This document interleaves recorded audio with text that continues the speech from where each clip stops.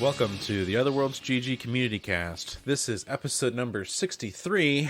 I am Table for Two, and I am joined today by Mellified and Alien Pickle. How you guys doing?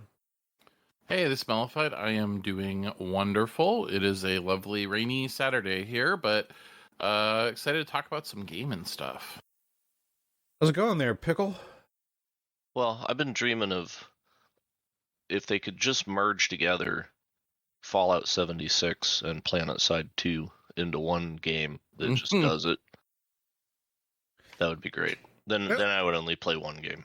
That would be an interesting game for sure. I just want Battlefield like PlanetSide 2. Can we just do that? Like just modern military stuff, not laser guns and that is the interesting thing about like those two separate genres. What PlanetSide is doing on a larger scale is it's like an FPS MMO almost. You know, they do have, and Chicken says hello, Rooster, hello. Top of the morning. Top of the morning. It's really interesting to see how, because you and I have been taking a deep dive into PlanetSide 2 recently as well, and it's interesting how they have like their hub world where you can like run around with all the other players and like manage your different loadouts and all that other stuff, and then you can go into like full deployment mode where you can actually then deploy out onto the planet, I guess, wherever the war zone is hot, and then that that battle goes on for a couple hours, and you've got all of these players that are fighting for territory control on a giant freaking map. Yeah, and you haven't played with me since I started playing with the Tactical Gamer guys. Not yet, right? no. So the deal with those dudes is, I wonder, do English roosters have an accent? Cock-a-doodle-doo. Yeah. Anyway, Australian roosters. PlanetSide 2. Oh, we're in PlanetSide 2. And so those guys, whenever I play with a group of those dudes, because you can have multiple platoons together, and a platoon is what, like 10 guys, right? So you get a squad of like 40 dudes running around together, and the leader of the 4 platoons has like a voice channel to the platoon leaders, and then the people in the platoon talk to their platoon leader, right? So it sets it up just like we would do in Arma on voice comms, so that the comms aren't stupid with too many people talking over each other, but the leaders can talk to each other as well. And then you'll have actually coordinated stuff, because it'll be like, hey, there's too much air coming in here, we need to get some AA tanks, like whoever's got like anti-aircraft guns on your tank, like spawn those, we need like 3 of those or whatever. And then the medics can actually throw a respawn beacon, right? So we'll take a thing, and then they'll say like, hey, so, some medic like run outside, throw a respawn beacon or 2, and that way, if the spawner gets killed, then we still can come back in here and reestablish and stuff like that. Plus, we don't waste time like camping a spawn room that we can't actually go into, that sort of deal. They'll like leave enough people there to neutralize it, but it's not like the entire group of 40 people just gets locked into like, okay, we're gonna just shoot that shield on that door for. Did they ever explain to you? Did they ever explain to you? Because I'm still trying to figure out how you can control an entire area, but then the enemy still has a spawn point there. Like, I don't understand. How does that work? Do you know? Yeah, the spawn point dies after a certain amount of time, but it gives them a chance to come back in. So some of the like underground bases are nasty about that, because the enemy can shoot out, but you can't shoot in. So it's just kind of like you cover the angle and kill them as they step out, but be in a place where they can't just snipe you, kind of deal. Right. I don't know. It's just infinitely dumb. I don't like that whole thing, because then you end up with just people spawning and they're trapped in a room, and there's like 20 guys trapped in a room trying to figure out how to get out. Right. No, that makes sense. Yeah. But yeah, I feel like you lost the place, man. Move on. Yeah, so we've definitely had our enjoyment in PlanetSide 2 recently. But yeah, that would be an interesting thing to see, like a different genre of, I guess, not genre, but I guess a different kind of setting for that play style would be an interesting thing to take on. So, but that's always been the thing I think that people loved about the Battlefield games was like the big map conquest modes. Those can last for a very long time too, but then like once that's done, then you have to go back and like it rotates maps on you. As we're like in Planet Side, it's all like, all right, well, you redeploy into a different zone, but like you're not loaded, like you're only loading into a new zone. You're not waiting for a map change, or you're not, you're free at will to kind of like port to wherever you need to, and you still stay in the same game, if you will. Does that make sense? Like you're not, because like the loading screen stuff, you can't do anything. Like you're just loading into the next thing. You've got, and then the next map just starts. You can't just like load back into the hub world and run around the hub world and, pick up new skins or unlocks or whatever it is. The Battlefield games are kind of just like, we're on a map rotation, like traditional first person shooters. But it would be kind of cool to see some kind of big, continental style modern warfare planet side game. I think that'd be pretty slick. Yeah, but like currently the best Battlefield game isn't a Battlefield game. It's World War III. It's basically Battlefield what should have been. And it's cheap too. It's like $15. Do I have that one? I don't know if you do or not. I don't think so. Interesting. It's something that I've seen before for sure. I should probably check that out. But yeah, I feel like with Planet Side, they've got the tech basically done. They just need to reskin it. Yeah. Put out a second game. Yeah, that's very much. They'd catch all the Battlefield people that just aren't interested in playing Planet Side. And I don't think a lot of the Planet Side people would leave to play that. They'd make the same money either way, just more of it. That's true, and they definitely cater to a specific audience. So that's it's got a niche for sure. Well, I mean, like that. So you talked about Fallout 76. That's something that you and I both recently also have jumped back into. Have been playing quite a bit of as well.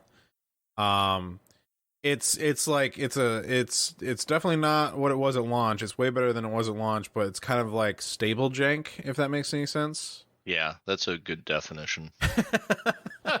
Like, it still has some jank to it, but like it's not like it's actually broken as intended now. Right.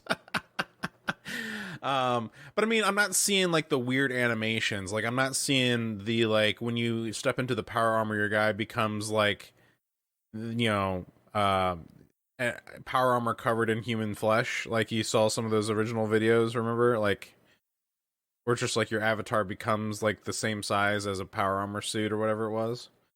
Like there was some really weird like mechanics that were happening goofy early on in Fallout 76 for sure.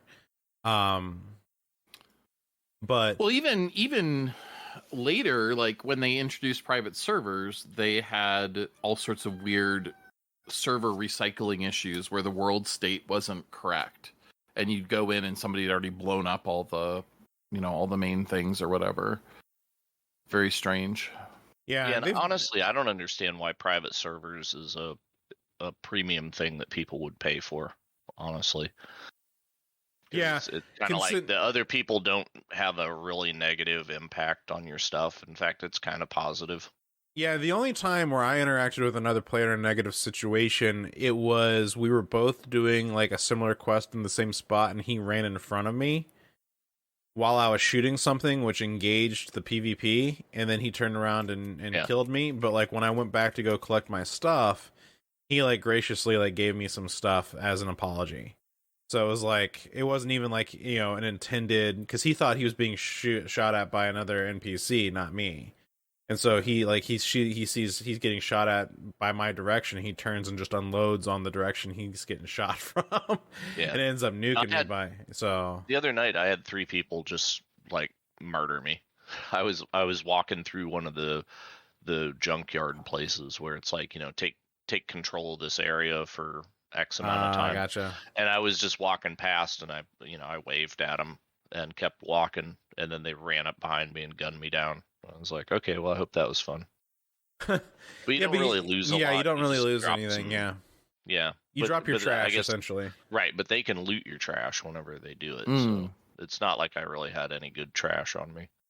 By trash, we mean like supplies that you can use to like build and craft stuff. So I mean, like, you're not dropping your guns, you're not dropping your armor, you're not dropping anything of real important value. So I'm surprised actually for inventory stuff, they don't let you like push an old shopping cart around. Wow. Oh my goodness, that's funny. Yeah, I mean, Mellified, you jumped in on a little Fallout 76 with us the other night. I did. I found like what I really need to do is sit and play the game for 5 or 6 hours solo. Yes. To just get the hang of it and get past some of the initial like what the hell is going on, which button do I push stuff. Yeah, that's how I felt with Warframe. Like, once I sat down and just played Warframe by myself for like a while, then I was able to go jump in with Jim and go do all kinds of things because I was like, oh, I get it now. And the same thing with Fallout 76 when like I've leveled up to a certain point, but then like I took a day where I followed some of the quest line stuff and I was like, okay, I'm in it now. Let's go do some like co-op stuff. Yeah. Yeah. So it's definitely in what takes the pressure off, I think, for sure, on the Fallout 76 stuff for me, and probably for Mellified, is that we don't have to pay for it. Yeah. We didn't buy it because we have it through Game Pass. At least I didn't buy it, but I have it through Steam, and then I had it through Bethesda, but because Bethesda's gone, that copy's dead, and then I have it through Xbox. So right. One thing though is we discovered, apparently you confirmed that it is not crossplay. Right. Correct? Yeah, I installed it on the Xbox and I logged in and it puts me at character creation. So apparently it doesn't talk to the cloud save from the PC. Wow, that's nuts. Yep. Which is weird because then I feel like that's a game that should have crossplay because it's low key enough. It doesn't matter if you have a controller or a mouse. It's not like, oh, that guy's more accurate than me because you're mostly using VATS anyway if you're on a console, I think. Yeah, well, like you said, it seems so obvious that you'd have that. And now that Bethesda's owned by Microsoft, it seems like you could push all the backend into Xbox Live and, just have it everywhere. And, even if the PlayStation stuff was separate. So what? Yep. And it did get me to reinstall Fallout 4, and they have changed on Vortex mods. They now allow, or Nexus mods rather, the Vortex app. Client. Yeah, will download. They have like mod collections now, so a guy could go in and curate like, well, here's the mods I play with, and put it up as a collection. And you click once, and pow, and it downloads, his 1,000 mods or whatever. I wonder if it's not crossplay because of the PlayStation. Because I know that Fallout 76 is on Sony.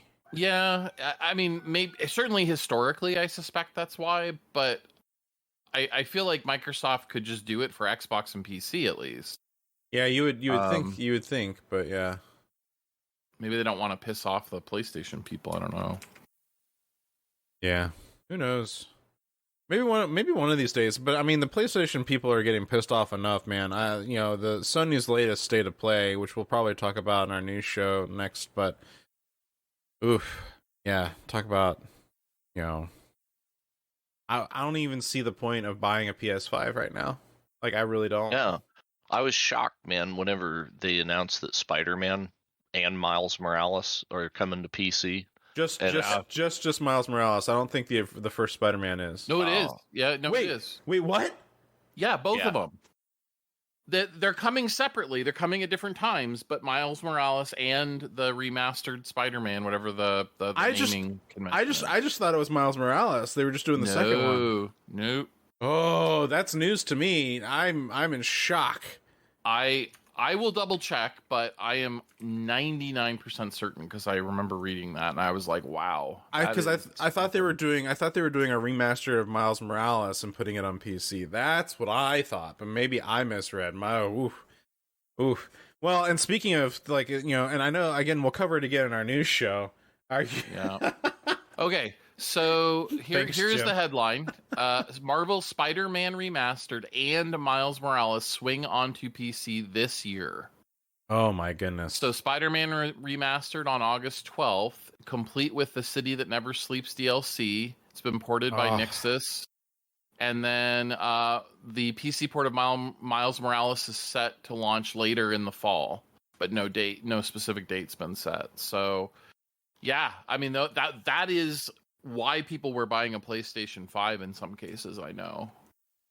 My goodness, to play the best version of those games, right? That is insane. Well, and not only that, but like there was also another that Stray game was supposed to be a Sony exclusive, or at least some people are saying, well, it was a timed exclusive. Well, I was like, I don't like what exclusive and Sony don't mean anything anymore in my view. Like, I don't see, other than like if the new Ratchet and Clank all of a sudden gets announced to being able to be played on the PC, then I'm just like, there's no reason. Just wait. There's no reason to get a PlayStation anymore.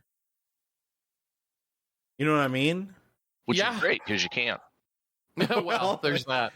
Yeah, I to your point though, I suspect strongly that the reason that Sony is doing this is because the PS5 is hard to get. So developers don't want to backport it to PS4 because the PS4 is a piece of crap. It's 12 years old, and to be fair, so is the original Xbox. Like, they're both very aged options, and it's really limiting for the developers to have to support those. They want to move on to the new generation, but if you go PS5 exclusive, you're selling to, very small audience because they've been so hard to get. So why not port it to PC and make your money back, right? Like, no kidding. And I mean, it's every Sony game under the sun. Because I was just talking to you before the show. I was like, I've got this backlog of games that I've started and I really want to finish. Like Cyberpunk, I really want to finish up. But I've got Horizon Zero Dawn, I still need to finish. I've got God of War, I still need to finish. Death Stranding, I still need to finish. All these, well, besides Cyberpunk, but all these other ones that were originally just on PlayStation that are now on my, on PC, that I need to, I want to go through and finish up for sure. It's just a little shocking. I mean, it's a little shocking, and I think it's really cool. I was watching Victor Lucas the other day. He was doing some commentary on the state of play stuff with Sony, and he was actually really glad to hear that Spider-Man was finally coming to PC because it just opens up the door of opportunities for multiple gamers to play games, because it shouldn't really matter where you play them on. People can have like a platform of choice, but have your platform of choice, but play all of the games, I guess, is what he was getting at. I was like, well, that, I mean, sure, but I feel like at the same time that kind of negates if your exclusives are going away, then what incentive does that company have to even make a platform for you to play games on? Well, I think what I think PlayStation has realized is that there are PC gamers who will never buy a console, period, full stop. So if they ever want to reach those gamers, they've got to reach them where they're at, right? They got to come to PC. But they can still compete against Microsoft on the console front because there are gamers who will never buy a console, or will only buy a console, I should say. Yeah, because people that just don't want the hassle. They want the it just works. It's a toaster. Yep. And I can totally see that because having lived through some PC problems. Well, sure, but like, I mean, at the same time though, because of what Microsoft is doing, so much of what you can find is on Xbox or PC simultaneously. Now, granted, some things are only on the Xbox and some things are only on the PC, but like, a lot of those things are not on PlayStation. Like, a huge chunk of them are not on PlayStation. I don't know that that's true. Like, what? No, I'm sorry. Console exclusives. How many games are on Xbox that are not on PlayStation? Microsoft Flight Simulator and And what else? I mean, you've got anything Halo. Okay, that's a good point. Halo Master Chief, Halo 5. I'm sure I could run the list up. Well, I was trying to think of like modern stuff. What was that third person shooter that was like really popular? Gears of War. Okay, Gears, sure. And that's still, I mean, like, but those are franchises, right? Those are Microsoft's franchises. But Sony has Spider-Man. They have oh my god, they have the shooter with the crazy aliens. I can't remember the name of it. I'm blanking. But anyway, I mean, Sony has their own exclusives. Is my point, that are console only. Uncharted being another example. Yeah, like certainly. Jak and Daxter and Forza, Ratchet and Clank. Forza on Xbox. Yeah, Forza on Xbox, Gran Turismo on PlayStation. So I'm just saying, in terms of a console only person, I think there's, a reasonable argument. If you like shooters, Halo was the gold standard, but Halo Infinite has not really been well received. I think it's fair to say on the multiplayer front, a lot of people are frustrated with the lack of updates. But at the same time, though, like, there's also the MCC, which is massively popular and stable as heck. Right now, like the other weekend, I actually was playing Halo MCC with a group of other friends of mine, and we were playing like Halo like CE stuff for hours, and there was a whole bunch of other people that were playing. Oh, no doubt. Killzone, that was the one I was thinking of. Yeah, but isn't Killzone dead? Yeah. I don't think many people are playing it multiplayer, but I'm saying that was an exclusive franchise on the PlayStation 4, at least. I don't know. I just I think there's an argument to be had that if you are staying strictly on console, it's going to depend on the games that you value the most, whether you go PlayStation or Xbox. PlayStation does have the option for VR as well. If you're not going to have a PC and you want to do VR, you're stuck with PlayStation. You can't go Xbox. Yeah, I guess that's true, and I think maybe from the perspective of people who have a gaming PC and then one singular console, if you're looking at it from that perspective, then if I have an Xbox and a PC, at this point, I feel like there's no need to get a PlayStation. I think there are people who would make the other argument that if I have a gaming PC, I can already play all the games on PC, so why get an Xbox? So I should get a PlayStation so I can play all those exclusives. I think that's the argument I've heard. I feel like the only real good exclusives that kind of push me to want them is over on Nintendo, which their stuff is never ever coming to PC for that reason. And they'll never price drop because they corner themselves. So like all of Nintendo's first party titles are all still $60. Like even if they've been out for like a year or whatever, or 2 or 3, like they're still $60. Now it's like Jak and Daxter comes out on PlayStation. Yeah, that's nice. That's not going to push me to spend $600 on a PlayStation, right? But if you have like a $300 console, and then there's Breath of the Wild and the Pokemon stuff and whatever. So here's my argument, Mellified, and I hear what you're saying, and you make a valid point. Once Spider-Man comes to the PC, and Uncharted, don't forget, because we're getting all the Uncharted stuff. The only other really like super exclusive, so Last of Us maybe, but I think the new Ratchet and Clank was a huge success for the PS5. I think people it was very well received. Stuff like that, like if Ratchet and Clank gets like next year announced to like being released on the PC, I just don't understand like what Sony's holding on to that makes it like you have to have them in order to get something you can't get anywhere else. That's modern. Now, granted, if you get them, you can maybe get access to like a back catalog or whatnot. Like I have a PS4 now, and so like I can get access to a catalog of some games right now that I can't play on my PC. But That's from like the PS4 era, and even then, the Uncharted stuff, like you said, is coming to the PC. At least the newest one. I don't think the collection, the remastered 1 through 3, has been announced yet. I thought it was just 4, but I might be forgetting something. But yeah, I mean, I think your point is valid. It's Sony is not doing themselves any favors with PC gamer. Well, they are going to the PC gamers and bringing those exclusives to PC. The people on PC are probably not going to buy a PlayStation at that point. But I think a lot of gamers who are hardcore PC gamers weren't going to buy a PlayStation anyway, and that's why they're doing it.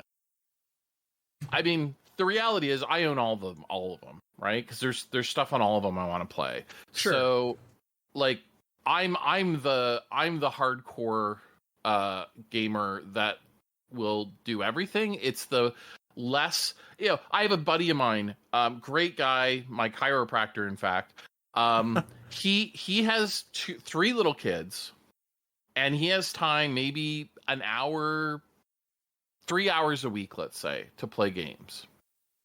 So he bought an Xbox One S a couple years ago, and that's his gaming system. And then he asked me, like, oh, can you recommend me some games? Every once in a while I'll shoot him over a couple of ideas.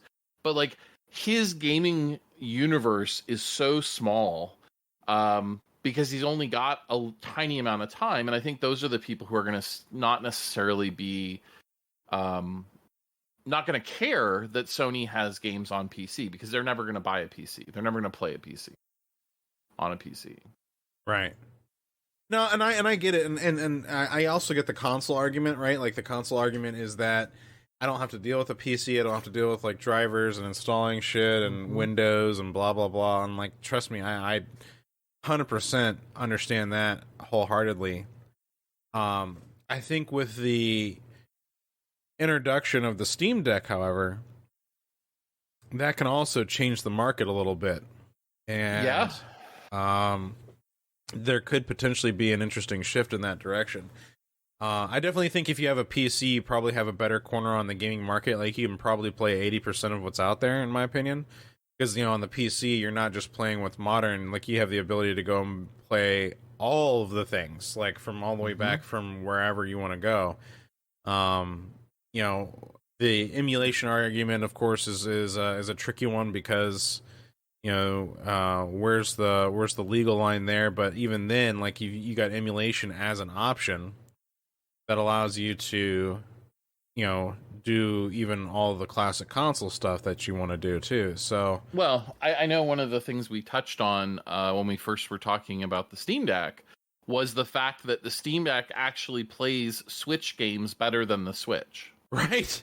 Through emulation, which is just kind of insane, right? It's still a handheld, but yet it's vastly more powerful. And I mean, I think the letter of the law. I'm not a lawyer. I don't know, the specifics, but I feel like morally, if I buy a game, sure, I own a copy of this game. Wherever I choose to play it is my business, right? So I don't have a problem with people who are buying new games and then emulating them to actually play. I don't know how many people actually do that. Let's be honest, right? Like, sure. Well, and that's what I do. Allegedly, this is allegedly. I'm also not a lawyer, but from what I understand is if you have a copy of a game, you're only allowed to rip that copy and put it somewhere and use it. I know a lot of people say, well, I've got a copy, so I'm just going to go download the torrent rather than trying to rip it, myself, or, whatever it is for, the game. But, yeah, I mean, whatever. Yeah, no. But I guess the point I'm making though is like, with the weird nature of where the market seems to be heading, Nintendo still seems to be holding out pretty strong. And, I get where Microsoft is going in a lot of ways and what they're doing with a lot of their stuff. I will be honest that I have touched my Xbox less in recent years due to the fact that just so much of everything is either cross-play with Microsoft, or Game Pass lets me, xCloud it, or I can. I stream my console to my PC and play some of like the stuff that I can't get anywhere else. Like Perfect Dark, for example, I occasionally like to go back and play for a little bit from time to time, and that I've got my Xbox for that. Well, you bring up an interesting point. Xbox emulation, by and large, is actually surprisingly bad. Considering, especially the original Xbox was an x86, you'd think it would be super simple, but I think there's just not as much interest on the emulator scene in emulating old Xbox stuff. So I think that's changing. Because I think the emulator scene with the PS3 and the original Xbox has actually hit a curve where they're starting to emulate more and more, or they're starting to improve on the emulation more and more for these things. So like, because there's a couple of games that are on the original Xbox you can't get anywhere else. You can't play them anywhere else. Yeah. There's one in particular is Obi-Wan for the original Xbox that has like a very passionate cult following for the people who loved that game. They can't get it anywhere else. So the only way they can play it is on an original Xbox. But recently I've heard they've been making strides on the emulation side with it. Well, I was going to say, I wonder how much of it is the fact that it was so easy to hack the original Xbox, and probably a lot of people modded theirs to do Xbox Media Center back in the day, and so they have a modded Xbox sitting around to play these games on. But in any case, I do find it really fascinating how... Speaking of which, I actually have a copy of it right here. I'm showing... We video with each other while we audio record this, and so I've got a copy of Star Wars Obi-Wan here on the original Xbox in the case. Yeah. So. Well, it's interesting. I guess for me, I could theoretically play every single game that I want to play pretty much on emulation on my PC. That's doable. It's not what I do, but it is doable. And the difference is cost, right? A good gaming PC, you're talking $1,200, I would think is probably going to get you. I think that's a good average. I think that's a good average price. Yeah. Probably going to get you a pretty nice system, and even with the forced bundles and some of the things that are happening right now with consoles, you're probably you're talking $500-$600. So that's a big gap for a lot of people. Sure, that's fair. I mean, hell, even the upper end of the Steam Deck is what, $650? Yeah. Yep. And the lower end is like what, $300, I think, or something like that. I think it was $350, $500, $600 were the price points. Something in that realm. Yes. Yeah, I'm actually like looking at it right now. So I'm actually on the page. Okay. It is $400, $530, and then $650 in the U.S. market. So North America, U.S. Okay. So, but $400 though for like an entry level Steam Deck is really on par with some of those consoles that are out there right now. So, yeah, and it's one of the stories that we'll talk about in our news segment is relevant here. They hit 3,000 certified games for the Steam Deck. That's awesome. Recently, which is a pretty good milestone. So, well, we definitely went off on a nice little fun tangent there. I want to kind of get back, and no, this is good though. It lets us get it out of our system and it's not that I don't want to knock on Sony. I love Sony, but I'm having a harder and harder time trying to see what having their console would offer me that I can't get already elsewhere. The state of play was definitely an interesting thing to watch because they announced like No Man's Sky VR. They announced again another Resident Evil 4 remaster, whatever, for the PlayStation 5. But that's a port of the Oculus version. Yeah, Oculus got that last year or something, and then recently there was also like, they did some other VR news that was interesting. But not like overly interesting, I feel like. But again, No Man's Sky VR, we've already got access. If you have a PC, you've already got access to it.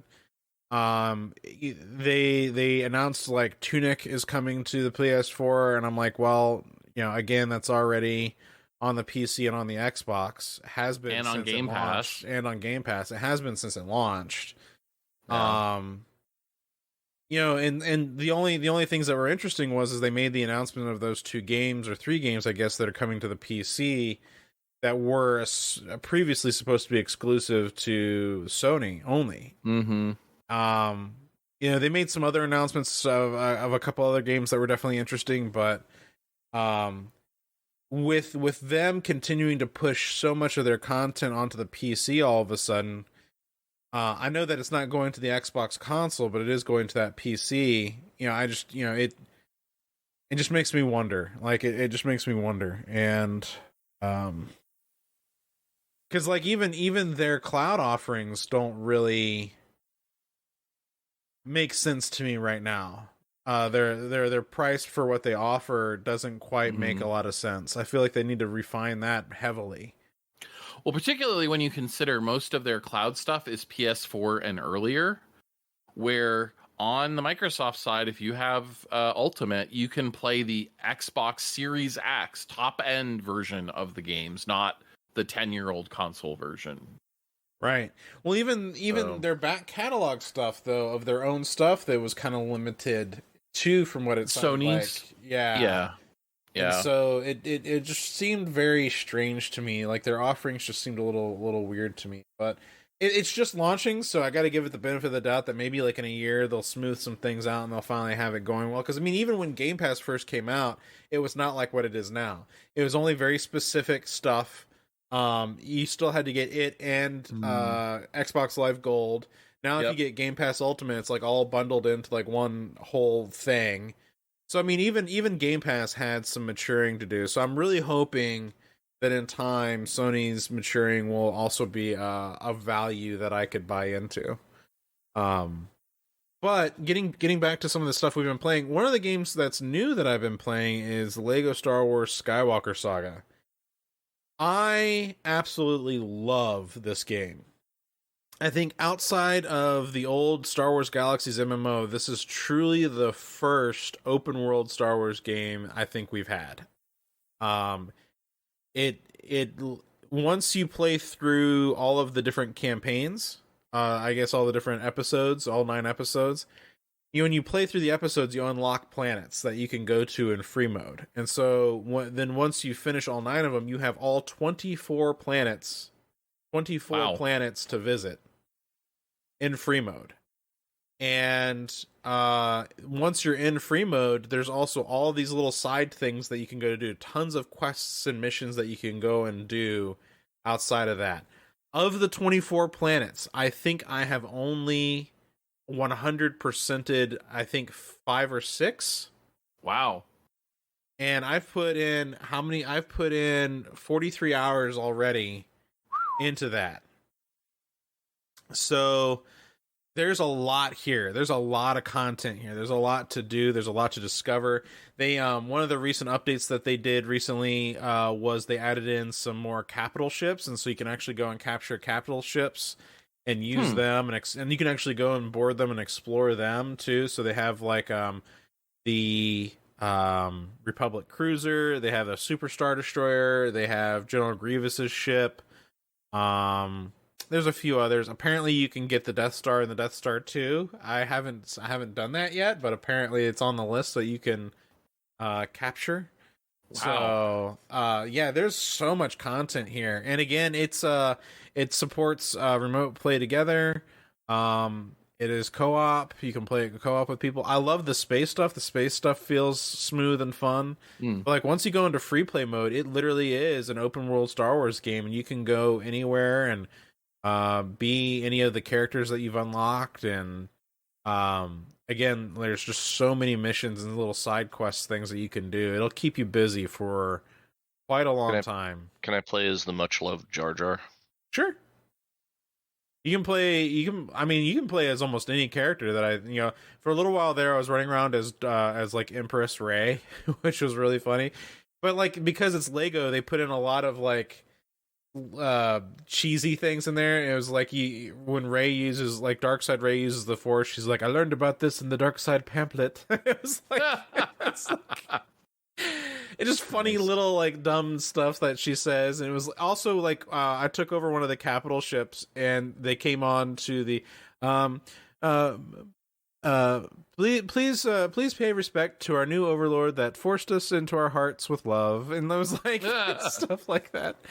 The silly little things like that they do. And then what's cool is it's fully voice acted, but you can also turn on mumble mode, which turns it back into, like, the old style Lego Star Wars games where it was just nothing but mumble sound effects for their dialogue.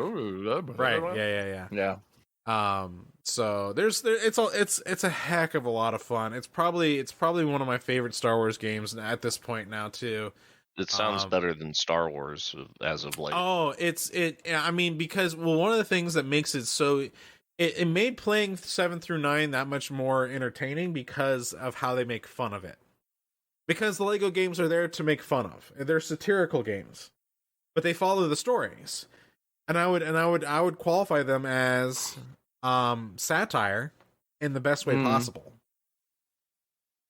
They're just that much fun. They're just very engaging. And there's I don't know how to explain it other than it's just a good time. If you've enjoyed any Lego game ever, this is probably the best Lego game that's ever been made. And I really hope to see them apply the treatment that they've done to this to other franchises that they've done. I would love to see a Harry Potter version of this. I'd love to see a Lord of the Rings version of this where they have all of it together under, because right now if you do the Harry Potter stuff, it's split into 2 different games because of the 4 different books, more or less. Well, the 8 movies and 7 books, right? Right, yeah. Thank you. Yeah, the 8 movies, 7 books. So they split it the same way in the game. So because of 8 movies, they have it as 4, whatever in chapters or whatever. Yeah. So I'd like to see that all under one game. The graphics are. I was just gonna say, Lord of the Rings. Obviously, there was 10 years before The Hobbit came out, so they're very different Lego games. But it would be great to see them under one engine and one continuous story. Well, that was the nice thing about this is the graphics were incredible. The gameplay is a lot of fun. It's actually a much more improved gameplay. I feel like the fighting mechanics are much more improved. You can actually do fight combinations now when you're doing, like, hand-to-hand combat. The shooting stuff is a lot of fun. There's a lot of different things you can do with the shooting mechanics as well if you have, like, a ranged character with a blaster rather than a lightsaber. I remember reading an article talking about people referring to it as Lego May Cry because the combat felt a lot like Devil May Cry. Yeah, because you can actually do combos in your combat. Like, it's pretty nuts what you can do with some of your fighting mechanics. Jim, what have you been up to? You said PlanetSide 2 and Fallout 76. Was there anything else? Basically been it, other than a little bit of Flight Simulator. Yeah. Have you tried the new Top Gun flight sim stuff? Yeah, it's boring. I mean, it's cool. They gave you an aircraft carrier for free because DCS had the gall to charge $40 for that. And then they put in the SR-72 like scramjet UFO that's in the movie. But it's like, okay, yeah, I can take it up to, like, near orbit and then land. So it's kind of like flying a space shuttle. Did you guys? I watched a little interesting interview with Jerry Bruckheimer about the mock-up stealth jet that they made for Top Gun 2, where the Chinese intel guys out. So they built to scale in conjunction with, I forget the name of the actual design company that designs these stealth jets. But they built to scale a stealth jet that's similar to the one that we have, but the one that we have is classified, so we're not going to show the real one, but it's one that's very similar to it. But it was so realistic and to scale that they were informed that the Chinese satellites diverted their orbit to get pictures of this thing because they weren't sure if it was real or not. Wow. So China probably blew a few billion on trying to reproduce one. But anyway, it's really interesting. I would love to try. I mean, so is flying an F-18 not fun in Flight Sim, or? Yeah, I mean, but it's like 90% of what makes an F-18 fun doesn't work. Yeah, it's like you can't shoot anything, and none of the radar and all the other stuff like is inert. So it's just the flight model. Oh, So, and it's like it's a jet, right? It doesn't really, goes fast. It goes really fast. It goes really high. You don't want to fly it low and try to sightsee, and you go fast enough that the terrain kind of is loading as you're buzzing over it anyway. So there's a lot of pop in and whatever. So, I mean, it can be fun. Like, take an F-18 through the Grand Canyon sometime with the burners lit. That's cool. But I don't know. I'm more into the GA planes there. It's like just give me like a crappy old crop duster and I'm fine. Well, what do you? Although I determined last night though that Asobo, the guys that made Flight Sim 2020, they don't understand how wing loading works, right? So like whenever you put G's on the plane is effectively heavier. So the amount of air that would lift a like 2,000-pound plane, if you put 2 G's on it, now it's a 4,000-pound plane, so you should stall at a higher speed, right? But I can bank over and load up like 3 G's on a Cessna, and it still stalls at 40 knots.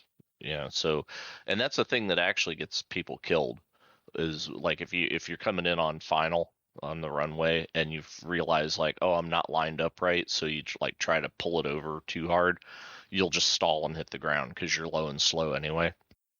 So you try to do some violent maneuver, and then it's like surprise, you G loaded your wings and the plane stalled, like surprised you, right? Right.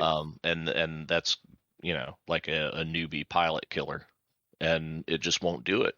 So I was like, huh, that's interesting. But if you go back to X-Plane, which is kind of hard to look at now that I've played Flight Sim 2020 so much, but you go back to X-Plane and it all kind of works properly. So I wish that the flight model from X-Plane was in Flight Sim 2020 and it would be like the best of flight games, but it ain't. But if you go into like IL-2 and you try to like G-load up a P-51, like turn over on one wing and yank the stick back, you're dead. It'll demonstrate it real fast. So yeah, because that's like you can be in a dogfight, and that's a thing where it's like the different fighters, like World War II era, is like, well, this fighter can pull harder than that one, so it's got a tighter turning circle, but the other one might be faster, right? So you can run away from the guy, but if you have a tighter turning circle, then he might be able to go faster, but he's going to stall whenever he tries to like outturn you. So it's like, well, you pull as much as you can, you put it to the edge, right? And then if he tries to follow you, what you'll see in the rearview mirror is he's trying to follow you, and then one of his wings just says nope and dips out, and then he's gone, and it's like, okay. Did you try either the Ace Combat 7 Top Gun content or no? DCS was doing something too, aren't they? Yeah, they put some skins in the game, but that's like if you're gonna pay $80 to have the F-14, here's a free skin. So thanks. Yeah, DCS is a little weird about that stuff. Oh. Yeah, but what was interesting, Lance in our Discord, he actually made one of those skins that they put in their giveaway thing, and they didn't tell him that he thought it was just going to get used for some trailer that they were doing, but then they actually distributed it, and it's like, well, that's cool. So where's your check? Yeah. Well, I guess because they're giving it away for free, but interesting. Well, you've been playing Mellified, yeah. I was gonna say, yeah. I've been dabbling a lot. I spent a little bit of time with Slay the Spire.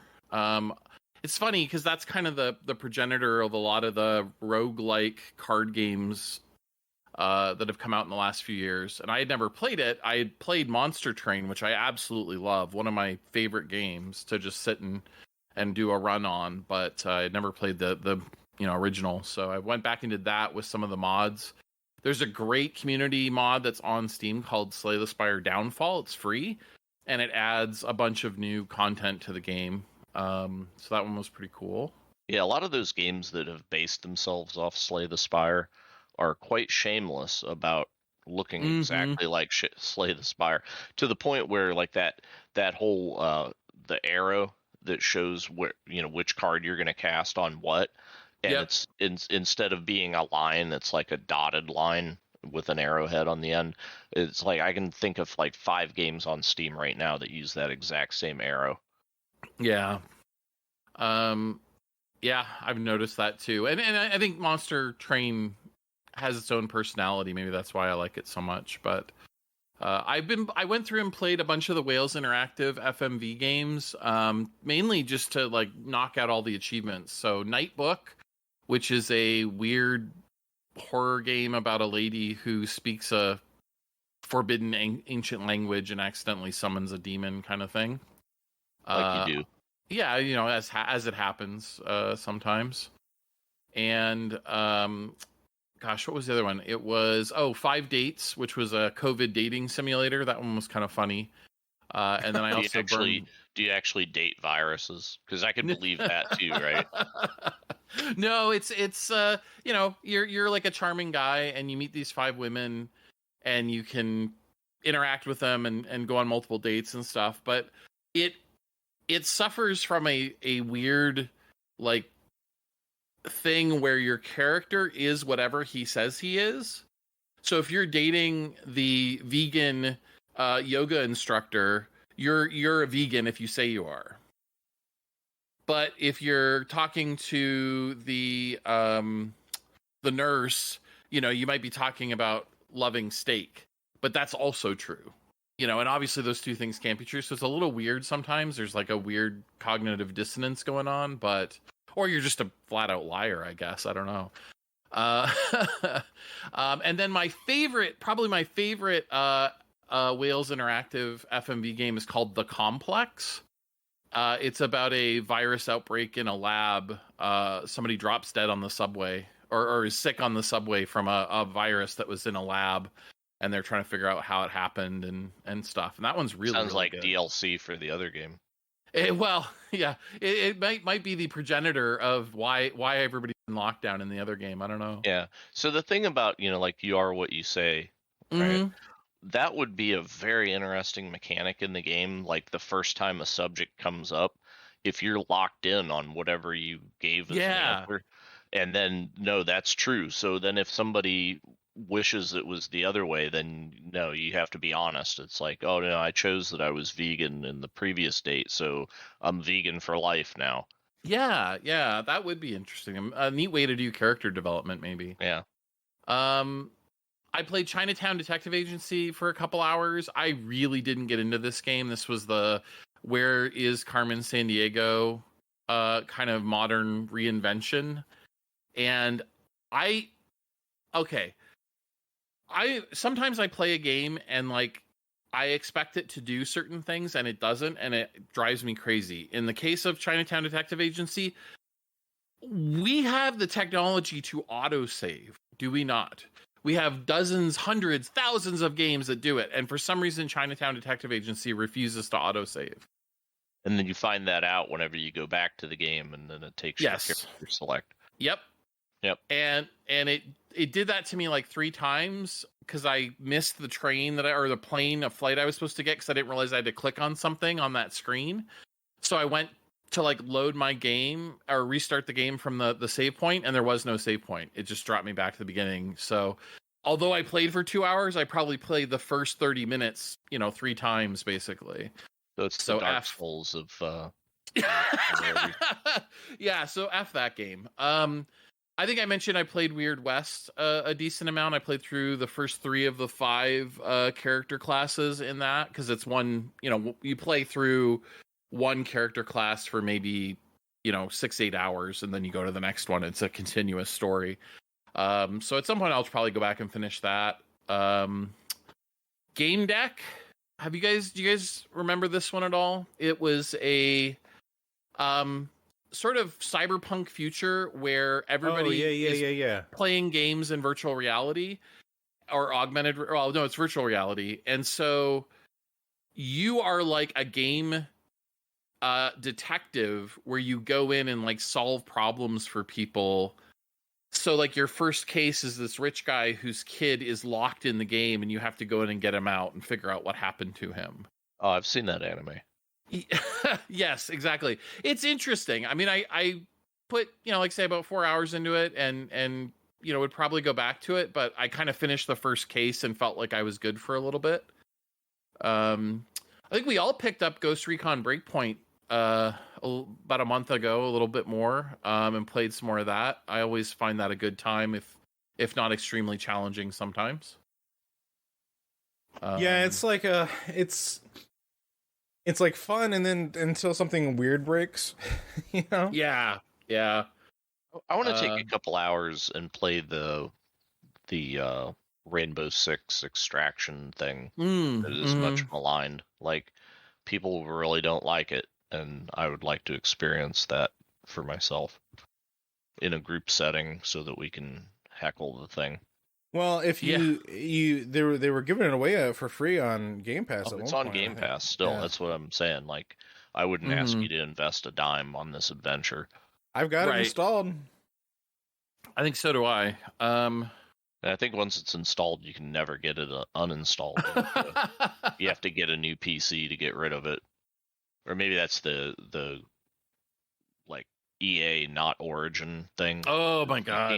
You can't uninstall anything, so you just have to buy a new PC. That's another thing that bugs the crap out of me is they've got this beta launcher in play that you have to have in order to do the EA Play stuff through Game Pass, but half the time that stuff it just breaks for like weird reasons, and not all of my EA games are in it, and it's just like I don't understand why I should and I don't understand why do I need to have why can I only have one run at a time? Like, why can't both of them be running? Like, I don't get that. Yeah, no idea. They had a problem with Origin where it's like you could get something on Origin and then actually get the key out of it and then take it over to Steam and redeem it. And well, I think they fixed all weird. that, though. Yeah, I think they did, but I think it's like they developed the desktop client like before that other thing was fixed or something. It seems like the desktop thing happened so that they could get in Game Pass. Because that's like the only place it exists, right? Is that I've ever seen it. So it seems like some kind of weird for Game Pass appendage that they made. But honestly, it's like just make Origin work with it. Yeah, that was the part I didn't get, is why do you need a whole new client, especially because they're both basically a web browser with loading a specific web page if you actually look kind of under the covers at what they're doing. So just load the different web page in Origin. Why do I have to go to a different app? I played through Stellaris a couple times, did a couple runs through that. Previous to the new Overlord expansion that just came out, I haven't played that yet. Have you actually finished a full playthrough and like beat the game? Yes, a couple times. Oh wow! Congratulations. I played this most recent round. Normally I play Iron Man so I can get achievements, but in this most recent round I actually played with a super mod pack that collection off of Steam that somebody had put together, and Stellaris Ultimate Edition or something I think they called it, and it was pretty good. I played through about 3/4 of a game, and then the game got updated and the mod pack got a major update, so I had started over with the new versions. And it adds a ton of content in terms of story. There's a lot of new events. There's a lot of new, races to discover, archaeology digs to go on, all that kind of stuff. So I really enjoyed that aspect of it. But somebody snuck in some anime girl bullshit that just pissed me off. You get this captain that's some character from some anime, and she's like a little, waif anime girl, but she's like super powerful in terms of a leader. It's just really dumb. So I hate that shit. That drives me up the wall. So I stopped playing it, and then Overlord was coming, so I haven't gone back to it since that. But I do plan to play Overlord. Damn, that's funny. Let's see. What was the game that they snuck the anime waifu in? Stellaris in a mod pack. Oh, yeah. Okay. All right. Like the mod pack was intended to be just Stellaris but better, right? More content, more stuff to do, more planet types, that kind of thing. And then all of a sudden, out of left field, it's like, oh wait, there's this random waifu chick. Like, what? What are you doing? I played Stanley Parable Ultra Deluxe a little bit. This is the you're running around and there's a narrator. Depending on what you do, weird things happen. And at one point, I got into a museum of the game, so it was like the making of the game, but I was in the game. It's very self-referential and very weird and goofy and strange, but interesting all at the same time. I'm sure I have more to do in it. They do have an achievement for playing the game for 10 years. So in about 9.5 years, you can earn that achievement, unless you roll your clock forward, which people figured out pretty quick they could do. And so there's a bunch of people running around with that achievement now, which is kind of funny. Yeah, there's one mini game in there where it's like the baby that's trying to crawl into the fire, and you have to hit the button to reset, whatever. And then the narrator's like, yeah, but it really kicks in after about 4 hours. Then you understand the concept of this. And I watched a YouTube video and like actually skipped ahead to the point where the guy crossed the 4-hour threshold, and it like gives you a medal and achievement and then ends the game. And it's just like, well, there's no point in you playing the rest of this because you understand everything now. Yeah, I mean, it's got that kind of humor for sure. Yeah, the guy that's the narrator in that also is the narrator for that Dungeon Keeper clone, that War for the Overworld. Oh yeah, and he's done a variety of different games, but he's always basically that same guy. Interesting. Yeah, it's like that same sense of humor in all his narration stuff. I've never heard him actually do like a non-humorous narration. Let's see. I played Shadow Warrior, the original remake from 10 or so years ago. I had never played through it all the way, and then Shadow Warrior 2 came out, and I meant to play that. Now Shadow Warrior 3 is out, and I meant to play that. So I figured I'd go back and play it. I'm almost 9 hours in, and I've got probably half the game done. And I just am struggling to like find the motivation to finish, honestly. I'm struggling to find the motivation for you to be able to play all these freaking games. Well, like I said, I've been dabbling, right? I've been bouncing around and trying different things because I just wanted to, I don't know, find something that really grabbed me. King Arthur, which this is it. King Arthur, A Knight's Tale, is the one that I put the most time into lately. I spent about 44 hours on it. I beat the story completely, did all the side quests. There is a post game that I haven't done yet because I was kind of ready to take a break. But it is really good. It is like great turn-based tactical combat where you have different classes and you can use them together in different ways. You level up your characters and you can unlock different skills. You play as Mordred from the King Arthur lore after he and Arthur kill each other. So you're basically in like heaven. Avalon is the region, which is sort of like the mirror universe version of Camelot. It's very strange because Arthur, they tried to resurrect him and it went sideways, and he's split into 4 parts and he's evil. And so you as Mordred, who is considered kind of the bad guy by most King Arthur lore, has to go and track down and murder King Arthur's 4 different aspects to restore Avalon.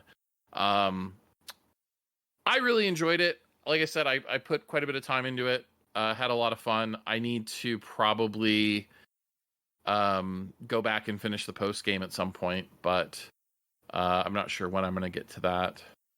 So now, Jim, did you play Warhammer 40K Chaos Gate Daemon Hunters, the new XCOM, not XCOM? If I remember correctly, you put some time on that one. I've played a little bit of it, but then they started patching, and it's like, I'm gonna just wait till you guys get this patched out, because I didn't have any problems with it or anything, but they were doing like balance change patch things, and there was some controversy about like Twitch drop shit, where it's like, oh, well, if you get the Twitch drops, then you're actually getting weapons that are far better than the ones that are. It's not just skins.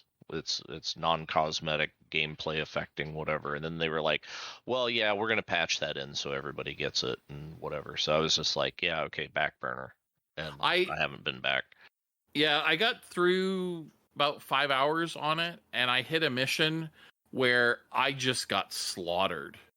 I mean, torn to shreds, and I don't know what I did wrong, so I was a little frustrated. Does it feel like advancement decisions that you made are probably, you know, I don't feel like I made any advancement decisions yet. Like I only had, you know, the 3 or 4 basic classes, and I hadn't leveled them up enough. It was maybe my, you know, 4th or 5th mission, but it was a bloom. Like I had to clear the bloom, the bad thing that's going on. Oh, that's the same mission I'm on. Yeah. And they just spawn everywhere. It's like, right, it just spawns endlessly, and there's that giant bloom turret in the middle of the room that will just nuke the shit out of you if you get near it. yes. Yeah, I think that's the guy. Yeah, that was the mission where I was just like, yeah, I'm gonna wait till they patch a little bit. I read that one of the patches, they did make the Marines a little bit tougher, which I thought was smart, because a cultist could shoot you, your super genetically engineered space marine with all of his redundant organs and multiple circulatory systems and all the crazy shit they put in the space marines, and a random cultist with the equivalent of an AK-47 shoots his armor, and he's out for 2 weeks because he's got a minor injury. Right. Which didn't make any sense, right? Like, yeah, I feel like, okay, if you have an apothecary with you, because they're a medic, right? Yep.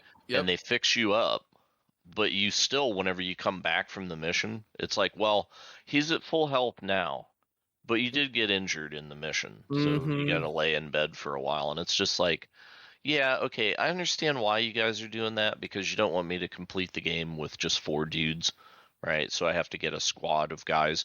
But I'm also at a position in the game where I cannot requisition additional guys because I haven't unlocked that yet.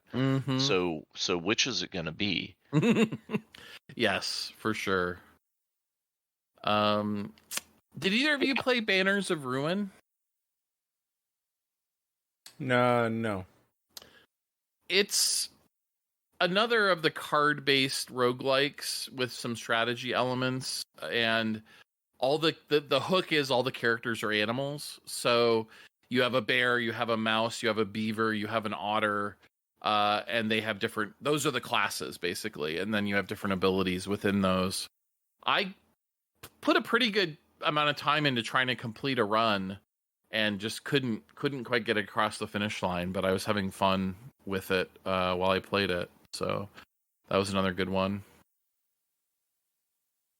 Well, man, that's a lot of games we've been playing, huh? I feel like they need some kind of a Pokemon MMO card deck building game that's kind of like Slay the Spire, right?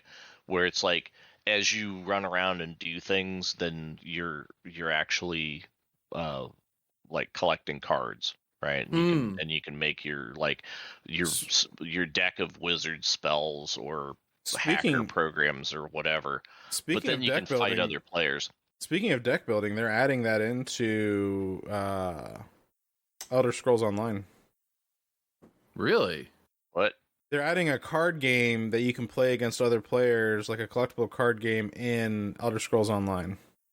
Oh, I bet that won't and be premium. who is it? Who played Pippin and Lord of the Rings? He's like voicing a new character and on the screen. Wow. Yeah, it's this whole thing. That's, But it's funny to me because they actually have a collectible card game based on Elder Scrolls called Elder Scrolls Legends, which famously they tried to port to console and then fired the developer that was making it for them because the console versions were lagging so bad, and they decided to rewrite the whole thing from scratch. And I don't think it still hasn't come out on console. Last I checked.